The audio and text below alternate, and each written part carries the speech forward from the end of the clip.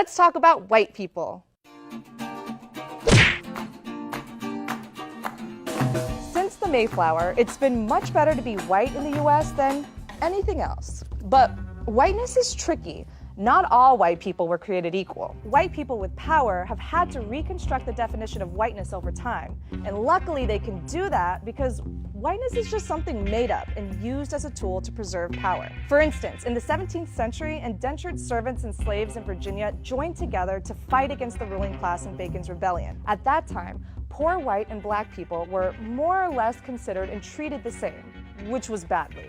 They ended up losing that battle, but the elites realized just how dangerous unity was among the lower classes. They decided it was better to divide them, allowing poor white people to identify with the economic elites based on race, rather than with black people over class issues. White indentured servants were given the rights to property and to own guns, and they were charged with policing the plantations.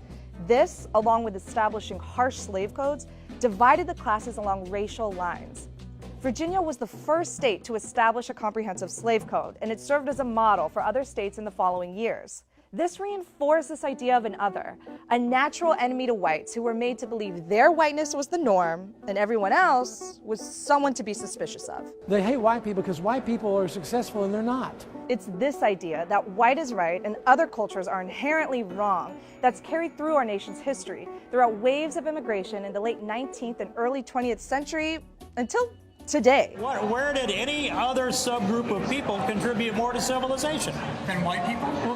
Than Western civilization itself, that's rooted in Western Europe, Eastern Europe, and the United States of America. Okay. But there was a time when Irish, Italians, Jews, Eastern Europeans, they all weren't considered white. In fact, the Irish were commonly compared to blacks when they first came to the US and even lived and worked side by side with each other. But you had to earn your white card and it wasn't easy. Over time, the Irish, along with Germans, Italians, and other Europeans, have been folded into this idea of whiteness, which is super helpful since the Naturalization Act of 1790 restricted naturalization to free white persons. When huge numbers of immigrants were coming to the US at the turn of the 20th century, resources and jobs were scarce. European immigrants, like many of the Irish, locked down the cheapest and most menial jobs.